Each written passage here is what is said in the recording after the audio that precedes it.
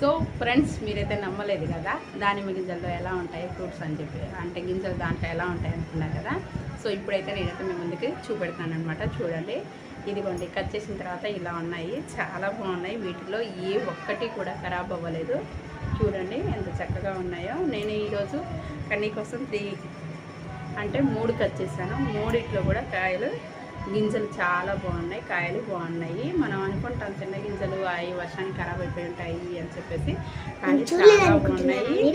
వలిచాను, ఇక వలవాలి. వలిసిన తర్వాత మళ్ళీ మీకు గింజలు చూపెడతాను.